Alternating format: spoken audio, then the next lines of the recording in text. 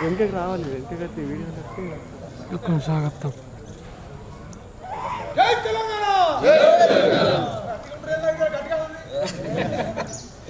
తెలంగాణ, జై తెలంగాణ, కేసీఆర్ గారి నాయకత్వం, కేసీఆర్ గారి నాయకత్వం, జై తెలంగాణ, వసంతక్క నాయకత్వం,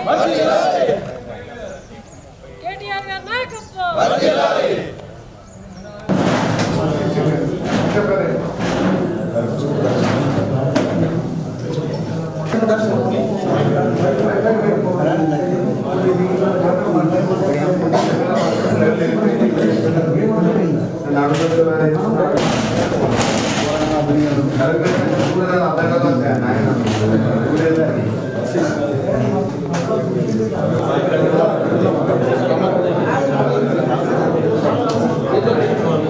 చెప్పేసి ఈ కార్యక్రమాన్ని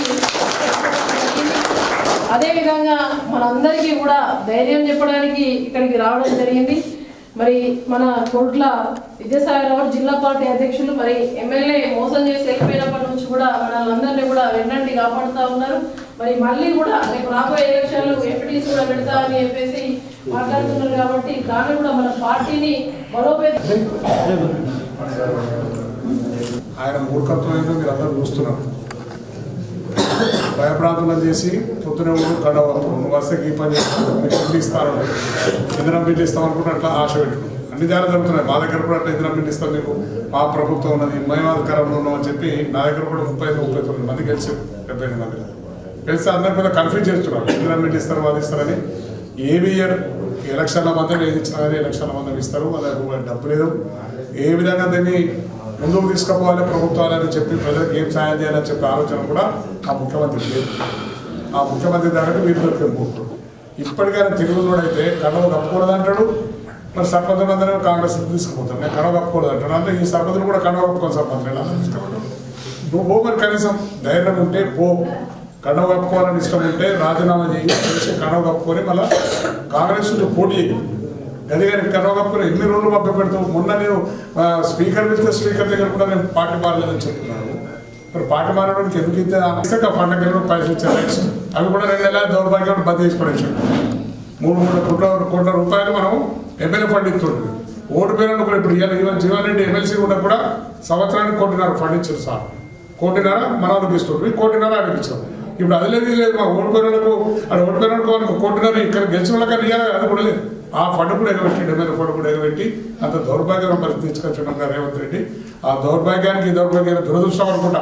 వాళ్ళకి ఎందుకు పోయినా నాకు ఇప్పటికి అర్థమవుతుంది. ఏం అభివృద్ధి చేస్తాను పోయిను, నీ దవాఖాన అభివృద్ధి ఉన్నది, పొద్దునాక అది ఆపరేషన్ చేసుకుంటావు, పైసలు సంపాదించుకుంటున్నావు, నీకు ఏం తక్కువ ఉన్నది చెప్పడమో నీతులు చెప్పుకుంటావు, నాకు ఏం అవసరం లేదు, అన్నీ అయిపోయినాక అన్నీ అయిపోయారు చేసేటేమో ఇటువంటి పిచ్చి పని చేసి చరిత్ర హీరోగా మిగిలిపోయామని చెప్పినది.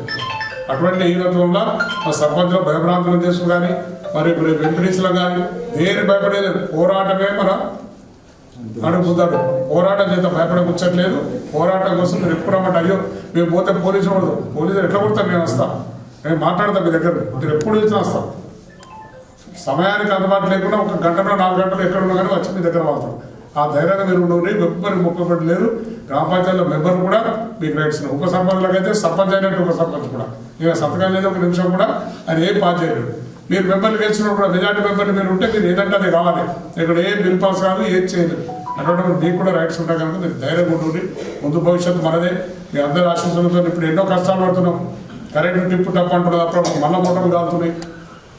మూటలు కావాలని పరిస్థితి కరెంటు ఉన్నాం మనకు కేసీఆర్ ఉన్నప్పుడు. ఇవాళ నువ్వు రైతు బంద్ చేయకపోతుంది, డిసెంబర్ వచ్చేది, డిసెంబర్ అయిపోతున్నది, పొలాలు నాటకపోతున్నారు, పొలాలు నాటలేస్తాను పోతున్నారు. నాటేది అసలు ప్రెస్ మీట్ పెడితే చెప్దాం అనుకున్నాం. కానీ ఇలా స్థానిక సంస్థలలో జడ్పీ చైర్మన్, దాని తర్వాత ఎంపీపీ, దాని తర్వాత సర్పంచ్కి ఏమో వార్డు మెంబర్లు ఉంటారు, ఎంపీటీసీకి ఎంపీపీకి ఏమో ఎంపీటీసీలు ఉంటారు, జడ్పీ చైర్మన్కు జడ్పీటీసీలు ఉంటారు. ఒక సర్పంచ్ ఏమో గ్రామంలో సేవ చేస్తే మరి ఆ ఎంపీటీస్ అదే గ్రామంలో చేస్తే మండల పరిషత్కు మరి ఈ యొక్క గ్రామానికి అనుసంధానంగా ఎంపీటీసీ పనిచేస్తాడు. నేను జడ్పీ చైర్మన్ దగ్గర జడ్పీటీసీ మండలికి ఏం కావాలో పనిచేస్తారు. అందరూ కూడా సమన్వయం కొద్ది పనిచేయడానికే ఈ స్థానిక సంస్థలలో గతంలో మొన్న 5 సంవత్సరాలు నేను ఒక జిల్లా పరిషత్ చైర్మన్గా మరి కేసీఆర్ గారి నాయకత్వంలో అధిష్టానం ఆశీస్సులతోటి పెద్దలందరి ఆశీస్సులతోటి జిల్లా పరిషత్ చైర్మన్గా ఎన్నికైతే మొన్న ఎమ్మెల్యే గారు ఏమని మాట్లాడతారు, ఇక్కడ ఉన్నటువంటి ఎమ్మెల్యే మన బీఆర్ఎస్ బీఫామ్ మన గులాబీ కండు వేసుకొని మనందరి కార్యకర్తల కష్టం మీద గెలిచినటువంటి ఎమ్మెల్యే ఏం మాట్లాడతారంటే, జడ్పీ చైర్మన్ నాకన్నా నేను పెద్ద కారు కదా, నీది నాకన్నా పెద్ద పదవి కదా, నువ్వు ఎన్ని ఇళ్ళు కట్టించినావు, ఏ గ్రామంలో ఏం పని చేసినావు అని మాట్లాడుతూ ఉన్నాడు. నిజంగా కూడా సిగ్గుచేటు ఎమ్మెల్యే మాట్లాడే మాటలు. పెద్ద వాహనం అంటే ప్రభుత్వం ఇవాళ ఒక వాహనం ఇస్తుంది, నేను నా తర్వాత ఎవరున్న ఒక వాహనం ఇస్తాయి. అంటే ప్రభుత్వం ఇచ్చే వాహనాన్ని కూడా ఒక ఆడబిడ్డ ఒక బీసీ బిడ్డ ఒక పెద్ద కారులో కూర్చుంటే కూడా ఓర్వలేని కళ్ళు మండే. అసలు ఈ సంజయ్ కుమార్కు నేను జిల్లా పరిషత్ ఉన్నన్ని రోజులు కూడా ఆయన కళ్ళు మండుతుండే, ఎప్పుడు కూడా ఓర్చుకోకపోతుండే. నేను జిల్లా పరిషత్ చైర్మన్ ఉన్నప్పుడు నేను ఎన్నో ఒడిదుడుకులు ఎదుర్కొన్నా, ఈయన వల్ల ఎన్నో అవమానాలు చేసిండు. పెద్ద కారు అంటే పెద్ద కారు గౌరసాగరావు గారు కానీ ఈశ్వరన్న కానీ చాలా మంది ఇన్ని ఇబ్బందులకు గురి చేస్తాడు నిన్ను, అయినా ఓర్చుకుంటున్నానంటే కళ్ళల్లో నింపుకొనైనా కూడా మనం పట్టుకున్నది గులాబీ కండువ కేసీఆర్ నాయకత్వంలో పనిచేస్తున్నావు. ఈయన బెదిరిస్తే బెదిరేది కాదు కదా, ఈ గుండె నేను వెళ్ళిపోవాలని విశ్వ ప్రయత్నాలు చేసినావు కానీ నేను విడిచిపెట్టిపోయే ప్రసక్తి లేదని చెప్పేసి నిలదెక్కుకొని నిలబడ్డ నిజమైనటువంటి జగిత్యాల నియోజకవర్గ బిడ్డను కాబట్టి నేను ఇక్కడ ఉన్నా. ఇవాళ నువ్వు వీళ్ళని మోసం చేసి వెళ్ళిపోయినావు. 3 టర్ములు బీఫామ్ తీసుకున్నావు, బీఆర్ఎస్ బీఫామ్. వీళ్ళందరినీ కూడా వీళ్ళందరి కష్ట ఫలితం నేను కూడా తిరిగిన.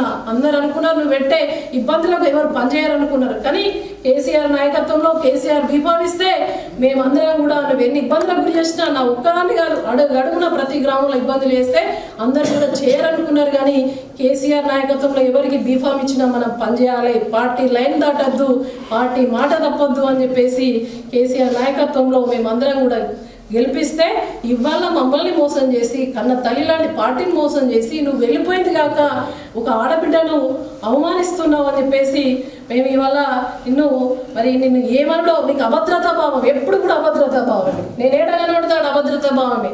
మళ్ళీ తిరిగి ఉల్టా నా మీదనే ఇష్టం వచ్చినట్టు మాట్లాడినావు. కానీ ఏనాడు కూడా నేను నిన్ను దాటిపోలేదు, పార్టీలు దాటిపోలేదు. ఎందుకంటే పార్టీ అనేది TRS party centre of the point MLA గారు అని చెప్పేసి అంటే మన ఎమ్మెల్యే గారు మీరే అని చెప్పేసి ఏనాడు కూడా నేను పార్టీ లైన్ దాటలేదు. ఇవాళ చెప్తున్నా నా వ్యక్తిత్వం ఇది.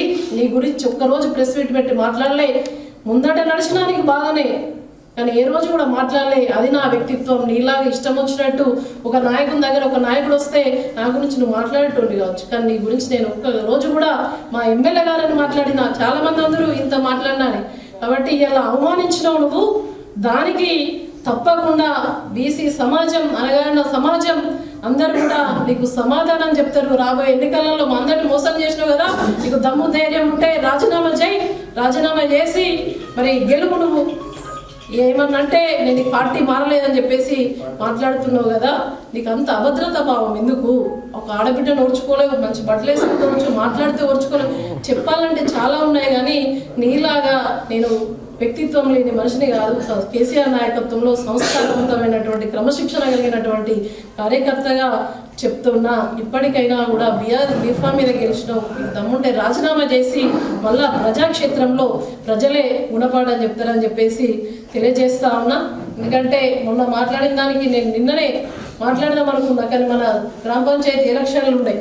దాని తర్వాత మళ్ళీ మనం నిన్న సన్మాన కార్యక్రమం మన వాళ్ళందరినీ మాట్లాడుతూ అందరు భయపడే ఈయన ఏదో నేను అభివృద్ధి కోసం పోయినా, మీ అందరు నాతో అభివృద్ధికి రావాలంటే ఆ విధంగా ఈ యొక్క ఎమ్మెల్యే గారి ప్రవర్తన ఈ విధంగా ఉంది. కాబట్టి మీ అందరూ కూడా ఆ గెలుపులో భాగస్వామ్యం కాబట్టి మీ అందరితో పాటు ఒక మీడియాకు మాట్లాడితే నేనే మాట్లాడతాను. మీ అందరితో పాటుగా ఈ యొక్క విషయాలు మరి మీడియా ముఖంగా చర్చించడానికి మాట్లాడడం జరిగింది. ఏది ఏమైనా కూడా మీ అందరి కోసం బీఆర్ఎస్ పార్టీ ఇటు కోరుట్ల మరి మాజీ శాసనసభ్యులుగా 4-5 సార్లు ఎమ్మెల్యేగా ఉన్నారు, మరి పార్టీ అధ్యక్షులుగా ఉన్నారు.